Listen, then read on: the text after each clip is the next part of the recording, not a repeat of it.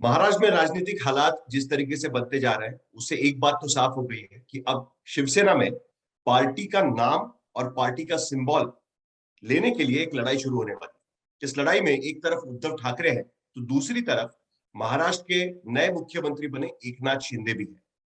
लेकिन ये सिंबल किसके पास जाएगा, ये बात आखिरकार चुनाव आयोग को तय करनी है। और किन मुद्दों पर चुनाव आयोग ये तय कर सकता है, इस पर हम बातचीत करेंगे। और हमारे साथ इस पर बातचीत करने के लिए भारत के पूर्व मुख्य चुनाव आयुक्त यानी chief election commissioner mister Qureshi इस वक्त हमारे साथ जुड़े हुए हैं। सर, बहुत बहुत शुक्रिया आप हमसे बात कर रहे हैं इसके लिए, क्योंकि कई दिनों से यहाँ पर चर्चा चल रही है कि आखिरकार शिवसेना किसकी रहेगी। जब तक सरकार बन रही थी तब तक ये बात सिर्फ विधायक दल तक सीमित थी, लेकिन अब पार्टी की बात आना शुरू हुई है। हुआ ये है कि एकनाथ शिंदे ग्रुप ने एक अलग से मीटिंग बुलाकर अपनी नई कार्यकारिणी बनाई है, यानी एक नया अपनी नेशनल एग्जीक्यूटिव बनाई है। और उसके बाद चुनाव आयोग के पास जाकर उन्होंने कहा है कि अब शिवसेना की नेशनल एग्जीक्यूटिव ये रहने वाली है। और इससे पहले उद्धव ठाकरे ने एक नेशनल एग्जीक्यूटिव की मीटिंग बुलाई थी और उस मीटिंग के जरिए चुनाव आयोग को कहा था कि अगर कोई हमारे सिंबल या पार्टी पर दावा करने की कोशिश करे तो बिना हमारी बात सुने, उन्होंने कैविएट किया था कि बिना हमारी बात सुने कोई फैसला ना सुनाया जाए। क्या अब ये मामला डिस्प्यूट पे जा सकता है? और इसके बाद चुनाव आयोग क्या देखेगा कि जिसके आधार पर वो तय करेगा कि असली शिवसेना का हकदार कौन है, उद्धव ठाकरे या एकनाथ शिंदे का? देखिए, ये चुनाव आयोग के लिए कोई ये नया इशू नहीं है, ये बार-बार ये प्रॉब्लम आती रही है।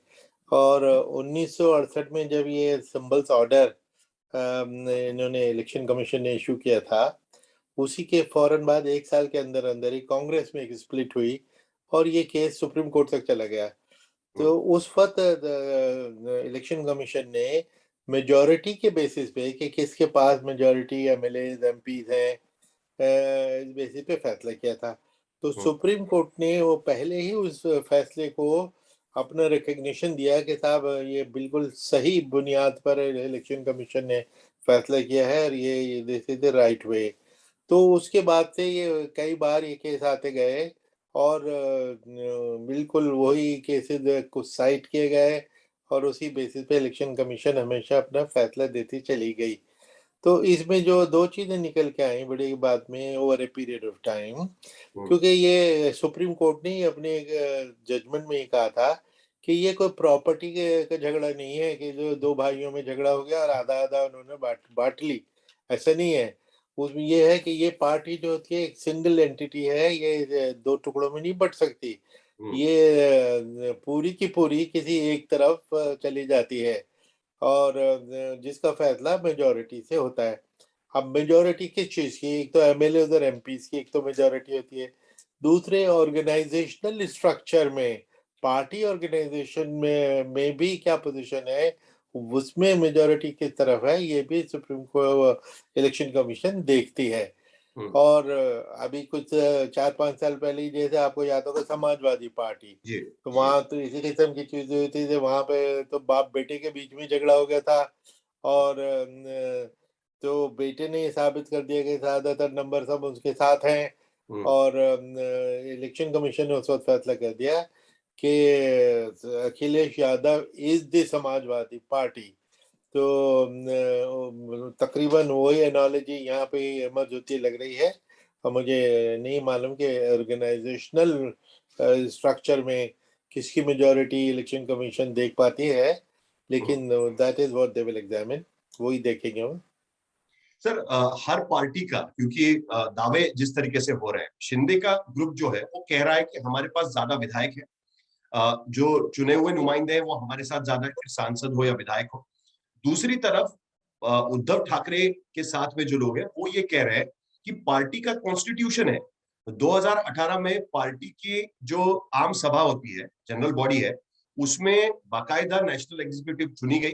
उसके बाद पार्टी का अध्यक्ष चुना गया और 5 साल के लिए यानी 2023 तक ये अध्यक्ष और राष्ट्रीय कार्यकारिणी बनी हुई है। और जो आम सभा से जीत कर जाती है, प्रतिनिधि सभा से जीत कर जाती है। अब अचानक उठकर अगर कोई कहने लगे कि भाई हम ही पार्टी है क्योंकि विधायक हमारे पास ज्यादा है, तो वो सही नहीं है। पार्टी के कॉन्स्टिट्यूशन में कौन नेशनल एग्जीक्यूटिव को बर्खास्त कर सकता है, या कौन नेशनल एग्जीक्यूटिव में चुने हुए जो मेंबर्स है उसके अलावा किसी को अपॉइंट करना है, किसको पार्टी से निकालना है, उसके अधिकार पार्टी के कॉन्स्टिट्यूशन के हिसाब से पार्टी के अध्यक्ष के। तो इसीलिए शिंदे गुट ने अचानक जो नेशनल एग्जीक्यूटिव को बर्खास्त कर दिया और अपनी एक एग्जीक्यूटिव बना ली, वो सही नहीं होगा। तो चुनाव आयोग इस पे क्या देखेगा? पहले ही पार्टी में चुनाव हो चुके हैं, 2023 तक उद्धव ठाकरे अध्यक्ष बने हुए हैं। ये बात देखेंगे, पार्टी का कॉन्स्टिट्यूशन देखेंगे, या जिसके पास ज्यादा विधायक उसकी तरफ चुनाव आयोग का ज्यादा ध्यान जाए? देखिए ये जैसे मैंने कहा कि इलेक्शन कमीशन दोनों ही चीजों को देखेगा। अच्छा। विधायकों के नंबर वगैरह तो ऑलरेडी फ्लोर पे भी हो चुका है, और दिखाई दे रहा है कि विधायक दूसरी तरफ ज्यादा है। लेकिन ऑर्गेनाइजेशन में कौन किसके साथ है ये तो अभी इस्टेब्लिश हुआ ही नहीं है, इसकी तो गिनती नहीं हुई। तो दोनों पार्टियां अपने अपने केस ये पुटअप करेंगी।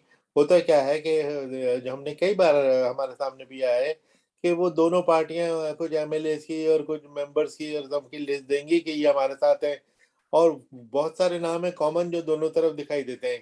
तो उस वक्त इलेक्शन कमीशन ने ये फैसला करना पड़ता है कि भाई किसका सिग्नेचर जेन्युइन है, क्योंकि जब दोनों तरफ ही कुछ लोगों को दिखाया जा रहा है, तो इसलिए उसको एस्टैब्लिश करना कि कौन एक्चुअली किस तरफ है, यही इलेक्शन कमीशन का काम है। और जो अब जब इसको वो जांच करेंगी तो सामने आएंगे तथ्य।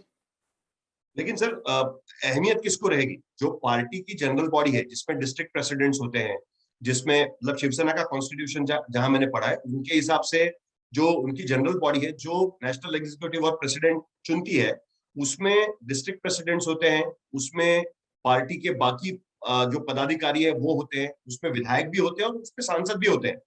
तो वहां का बहुमत देखा जाएगा, या जो चुने हुए लोग हैं जिसके आधार पर विधायक दल बनता है, और विधायक दल का फैसला अलग हो सकता है लेकिन पार्टी एक तरफ हो सकती है। तो इसके हिसाब से चुनाव आयोग देखेगा वो किसका किस चीज में बहुमत देखा जाएगा। हाँ, नहीं बहुत आपका अच्छा सवाल है, क्योंकि ये दो हो सकता है कि एक स्थिति ऐसी हो कि एक तरफ मेजॉरिटी एक पार्टी की, दूसरी तरफ दूसरी की।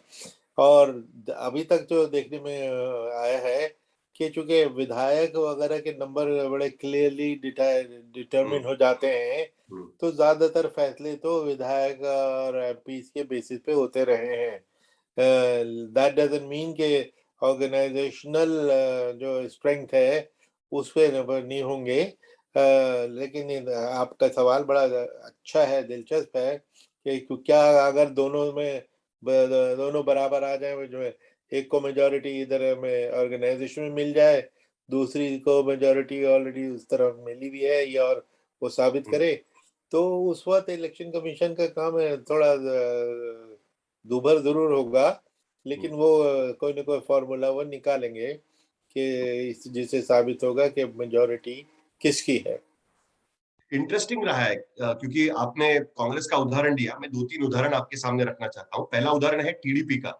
आपको याद होगा कि एनटी रामाराव के खिलाफ बगावत करके चंद्रबाबू नायडू ने टीडीपी के सारे विधायक और उनके जो बाकी पदाधिकारी है, पार्टी के नेता है, उनके साथ में टीडीपी पर एक तरीके से कब्जा कर लिया था, और पूरी टीडीपी चंद्रबाबू नायडू के पास चली गई थी। दूसरी तरफ हमने देखा कि जब जनता दल यूनाइटेड में शरद यादव ने कहा था कि पार्टी के पदाधिकारी उनके साथ में, लेकिन क्लियरली देखा गया था कि नीतीश कुमार के साथ में विधायक है और बाकी चुने हुए लोग हैं। तो नीतीश कुमार के हाथ में चुनाव आयोग ने पार्टी की कमान संभाली दे दी थी कि जेडीयू नीतीश कुमार के साथ में है। लेकिन जब लोक जनशक्ति पार्टी की बात आई, तब चुनाव आयोग ने कहा कि ठीक है, दोनों के दावे है हमारे पास, हम दोनों के दावे देखते रहेंगे, उसकी सुनवाई चलती रहेगी, तब तक हम सिंबल फ्रीज करते हैं और आप दोनों अलग अलग चुनाव लड़िए करके। क्या इस तरीके के फैसले की भी कोई गुंजाइश रहती है, या जी जी? जी, ये जो होती है ना कि सिंबल को फ्रीज करके और दो पार्टियों को टेम्परेरी सिंबल दे देना या नाम दे देना, ये उसी सूरत में होता है कि जब कोई इलेक्शन होने वाले हैं हम्म। और इमीडिएटली हमें ये फैसला दरकार है। अभी हम्म। यहाँ तो 3 साल तक 2 साल तक कोई इलेक्शन होने नहीं है, तो इस वजह से लेकिन सर, म्यूनिसिपल कॉर्पोरेशन के इलेक्शंस होंगे, बीएमसी के इलेक्शंस होंगे, आपको तो पता ही है कि मुंबई जैसे शहर में या महाराष्ट्र में बड़े बड़े शहरों में जो हाँ, म्युनिसिपल कॉर्पोरेशन के इलेक्शन होंगे तब ये मुद्दा उठेगा जरूर। ठीक है। हाँ, तो यही मैं बता रहा था कि जब इलेक्शन अगर कोई ड्यू जल्दी होते हैं, तो ऐसी सूरत में एक इलेक्शन कमीशन एक टेम्परेरी अरेंजमेंट करना होता है। और हम्म। टेम्परेरी अरेंजमेंट क्या होता है कि वो जो मेन सिंबल है उसको, मेन हम्म। सिंबल और पार्टी को तो फ्रीज कर देते हैं, हम्म। क्योंकि जब तक यही फैसला ना हो कि कौन है वो पार्टी, तो इसलिए किसी को टेम्परेरी तो दे तो सकते नहीं, तो दोनों से छीन लेते हैं और हम्म। उसको फ्रीज कर देते हैं। और दोनों पार्टियों को, दोनों फिरकों को एक टेम्परेरी नाम देके, पार्टी ए, पार्टी बी, हम्म। सिंबल ए, सिंबल बी, इस तरह करके वो सिंबल देते थे ताकि वो इलेक्शन लड़ सके। हम्म। और जब तक फाइनल फैसला हो के आएगा, उसके बाद वो पार्टी किसकी है, किसके पास गई, वो बाद में होता रहेगा। तो मतलब ये हो सकता है कि शिवसेना का नाम और शिवसेना का सिंबल ये दोनों फ्रीज हो जाएंगे, लेकिन शिवसेना के ही नाम से दो अलग अलग गुट चुनाव लड़ेंगे अलग अलग सिंबल से। क्या उसमें शिवसेना ये नाम हो सकता है? जैसे मसलन कोई शिवसेना बाला साहेब बना सकता है, कोई शिवसेना उद्धव बना सकता है, या उस तरीके से दो नाम बना के पार्टियां चल सकती है। हाँ, हो सकता है, हो सकता है। वो उसमें इन दोनों के नाम में शिवसेना ए, शिवसेना बी, कुछ भी इलेक्शन हम्म। कमीशन कर सकता है, सो लॉन्ग एज जनता को क्लियर है कि ये टेम्परेरी अरेंजमेंट है। हम्म। हम्म। तो उस तरीके की चीज हो सकती है, लेकिन आज अभी की सूरत जो आप देख रहे हैं उसके हिसाब से आपको किसका पलड़ा भारी लग रहा है? अगर आपके सामने ये मामला आता, बहुत आसान जवाब नहीं रहेगा, लेकिन प्राइमा फेसी किसका पलड़ा इसमें भारी आपको नजर आ रहा है? नहीं, देखिए, ये मेरे लिए कहना बहुत मुश्किल है, हम्म। क्योंकि जब इतने सारे कॉम्प्लिकेटेड फैक्ट्स होते हैं कि हम्म। जब तक पूरी फैक्ट्स एंड फिगर्स किसी भी बॉडी के सामने ना हो ना, तो एक जस्ट एंड फेयर फैसला हो नहीं पाता। तो अभी तो उनके पास नंबर देंगे। हमने कई बार देखा है कि साहब, जैसे उत्तराखंड कौन सी पार्टी थी, उसमें स्प्लिट हुई। दोनों हम्म। ने दिखाया कि जी 200 लोग हमारे साथ हैं, दोनों ने अपने कोई कॉमन नेम दिखा दिए। अब हम्म। हमारे लिए उन 200 नामों में जेन्युइन कितने हैं और बोगस कितने हैं, ये डिसाइड करना इतना हेडेक हो गया था, मुश्किल हो गया था, क्योंकि अब कैसे निकालें कि भाई किसके दस्तखत जेन्युइन है, किधर जेन्युइन है।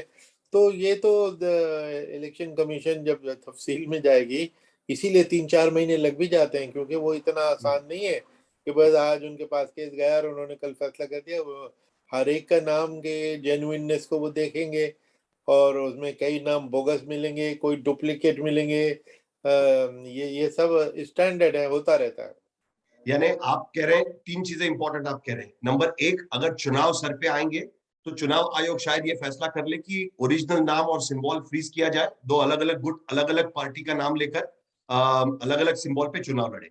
दूसरी बात, जो विधायक, चुने हुए विधायक लोगों की संख्या है, जैसे विधायक हो या सांसद हो, उनकी संख्या भी चुनाव आयोग को उसको भी ख्याल रखना पड़ेगा, उस पर भी ध्यान देना होगा। और नंबर तीन, पार्टी का कॉन्स्टिट्यूशन, पार्टी के पदाधिकारियों की संख्या और उसके साथ साथ विधायकों की संख्या, ये सारी चीजों को इक्वल वेटेज की तरह चुनाव आयोग परख कर देखेगा। ये सही है? बिल्कुल ठीक है, आपने ठीक है समराइज किया, यही ठीक है। तो आज की तारीख में जिस तरीके से शिवसेना जाते हुए नजर आ रही है, अगर चुनाव आयोग के फैसले से कोई संतुष्ट नहीं है तो सुप्रीम कोर्ट का दरवाजा वो खटखटा सकते हैं। सुप्रीम कोर्ट ऐसे मामलों में आमतौर पर कौन सी चीजों में देखते हैं, या दोबारा सुनवाई वहां पर होती है चुनाव आयोग के अलावा, या उसका फैसला सुप्रीम कोर्ट आमतौर पर जाता नहीं है उसमें? नहीं, पहुंच जाता है, तकरीबन सभी केस अल्टीमेटली सुप्रीम कोर्ट पहुंच जाते हैं। हम्म। लेकिन सुप्रीम कोर्ट ने तो बार बार इलेक्शन कमीशन का जो सिंबल्स ऑर्डर के तहत सबसे पहले 69 में कांग्रेस की स्प्लिट पे फैसला किया था, हम्म। और मेजॉरिटी के प्रिंसिपल को फॉलो किया था, उसको सुप्रीम कोर्ट ने बार बार अपहोल्ड किया है कि that is the right way, that is the best principle to follow, hmm. Majority. और वो सुप्रीम कोर्ट भी उसी को अपहोल्ड करती है। और इलेक्शन कमीशन के उसमें नॉर्मली उन्होंने उसको कभी उन्होंने अपटर्न नहीं किया, चेंज किया। बल्कि इंटरेस्टिंग बात एक ये भी है, इसमें आप देखेंगे हम्म। कॉन्स्टिट्यूशनल सिंबल्स ऑर्डर जो है 1968 का, वो कानून नहीं था, हम्म। वो एक एग्जीक्यूटिव ऑर्डर था ऑफ द इलेक्शन कमीशन। हम्म। लेकिन सुप्रीम कोर्ट ने उस ऑर्डर के अंडर में जो जजमेंट दी इलेक्शन कमीशन ने कांग्रेस की स्प्लिट में, तो उसके बाद से उसको तकरीबन एक लेजिस्लेटिव स्टेटस हासिल हो गया एक एग्जीक्यूटिव ऑर्डर को, कि उन्होंने उसको बिल्कुल कानून की तरह मान लिया और कानून की रिकग्निशन सुप्रीम कोर्ट ने देखी, और उसको आज 69 और से आज तक 70 50 60 70 साल हो गए, अब तक उसको फॉलो किया जा रहा है। यानी मेजॉरिटी नंबर्स जिसके पास ज्यादा है, चुने हुए लोगों के नंबर्स जिसके पास ज्यादा है, उसका पलड़ा आमतौर पर भारी होता है, जो हमने कांग्रेस के समय पे देखा था। और जैसे आप कह रहे हैं कि वो एक तरीके से कानून की शक्ल ले चुका है, और उसको आधार रखकर कई बार चुनाव आयोग की तरफ से फैसले लिए जाते हैं। आखिरकार ये होगा कैसे, क्योंकि अभी दोनों गुटों ने एक एक लेटर देके रखा हुआ है चुनाव आयोग के पास में। जैसे मैंने आपको कहा कि शिंदे गुट ने अभी अभी चुनाव आयोग को खत लिखकर कहा है कि जो पुरानी नेशनल एग्जीक्यूटिव थी, जो चुनी हुई नेशनल एग्जीक्यूटिव थी, उसको हमने बर्खास्त कर दिया है और ये नई नेशनल एग्जीक्यूटिव रहेगी। क्या इसके बाद चुनाव आयोग उद्धव ठाकरे गुट को पूछेगा कि देखिए हमारे पास इस तरीके का रिप्रेजेंटेशन आया हुआ है, आपका इस पे क्या कहना है? या चुनाव आयोग जो उनके पास रिप्रेजेंटेशन शिंदे गुट से आया हुआ है उसको मानते हुए पार्टी के जो स्ट्रक्चर है उसमें अपने आप बदलाव कर लेगी? किस तरीके से ये मामला आगे बढ़ सकता है? आपने जो एक पॉइंट रेज किया, इसमें एक ऐसी निकल के आती है कि क्या इलेक्शन कमीशन अपने आप सो मोटो इसमें मुदाखलत कर सकती है? इलेक्शन कमीशन कभी भी इसमें सो मोटो नहीं आती है, कोई ना कोई एक विवाद खड़ा करता है, तो वो विवाद लेके जब इलेक्शन कमीशन के पास जाता है, तो वो उसके जो वो है क्लेम, उस पे दूसरी पार्टी को नोटिस दिया जाता है कि भाई हमारे पास ये कंप्लेंट आई है और ये विवाद आया है, अब आप बताएं कि आपको इस पे क्या कहना है। दैट इज हाउ दोनों पार्टीज की सुनवाई शुरू होती है। लेकिन अगर अदरवाइज ये आपस में कोई दो ग्रुप लड़ रहे हैं, लड़ते रहे, इलेक्शन कमीशन चुपचाप देखती रहेगी, कुछ उसने इसमें टांग नहीं अड़ानी होती। ओनली उसके पास जब कोई पहुंच जाए अपना प्रोटेस्ट लेके, फिर इलेक्शन कमीशन पूरी तरह मैदान में आती है। यानी इसका मतलब ये कि फिलहाल इलेक्शन कमीशन चीजों को सिर्फ देख रहा है, जो भी रिप्रेजेंटेशन उनके पास आ रहा है उसको पढ़ रहा है। जब तक कोई ये विवाद खड़ा नहीं करेगा कि सामने वाला गुट गलत तरीके से चीजें कर रहा है या भ्रम फैला रहा है, तब तक चुनाव आयोग इसकी सुनवाई नहीं करेगा। ये बात आप साफ कह रहे हैं। बहुत बहुत शुक्रिया, आपने हमसे बात की और आपने एक्सप्लेन किया, क्योंकि भारत की राजनीति जिस तरीके से बन रही है और पॉलिटिकल पार्टीज में जिस तरीके से डिस्प्यूट खड़े हो रहे हैं, कई बार ये डिस्प्यूट चुनाव आयोग तक चले जाते हैं और दावे प्रतिदावों में सच्चाई कभी कभी छुप जाती है। लेकिन आपने उसे ठीक तरीके से हमारे दर्शकों के लिए एक्सप्लेन किया, इसके लिए आपका बहुत बहुत शुक्रिया सर। और जब चुनाव आयोग में इसकी बात आएगी तब दोबारा हम आपसे संपर्क करेंगे और आपकी राय जानने की कोशिश करेंगे। बहुत बहुत शुक्रिया। Thank you. Thank you.